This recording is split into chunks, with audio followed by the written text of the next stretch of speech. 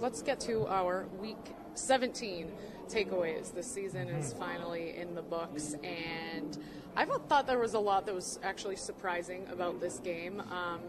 Although the score was not one of them. I was not surprised that Bryce Petty and the Jets offense were not able to do much. I was surprised by how involved James Harrison was. 2 sacks, a hurry, and forced fumble, 5 tackles.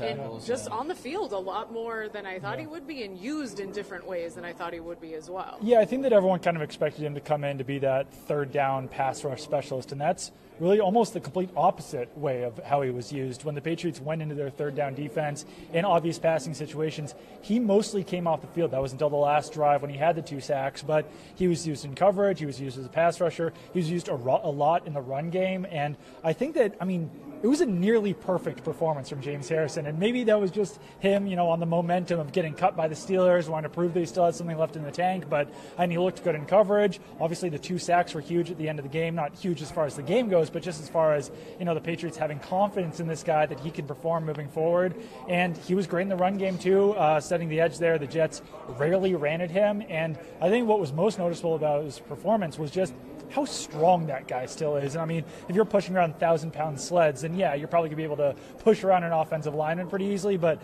he was really overpowering those Jets tackles, and I think that he'll be a pretty big weapon on that Patriots defense on this playoff run now. Yeah, there was one play that really showed his strength in that game. It was a play he wasn't really involved in. I think it was a run to the other side, but he kind of chased it down, and once the whole pile had formed, he just ran up and just pushed over the entire pile. It was like 6 guys. They all just fell down when James Harrison ran into him. He is a massive human being. He, like we said last week, not a tall guy, but just wide and just powerful. And I was also surprised with how nimble he was, with how mobile he was, because you don't really think of James Harrison as a particularly fleet-footed guy, but really from the first time he dropped back in coverage, I was like, wow, this James Harrison moves pretty well. He got back 10, 15 yards like it was nothing, and then that play, probably his biggest play of the game before those sacks, was Robbie Anderson catching that crossing route on I think 3rd and 5, and Harrison came from about 15 yards downfield, sprinted up, buried him, forced the Jets punt.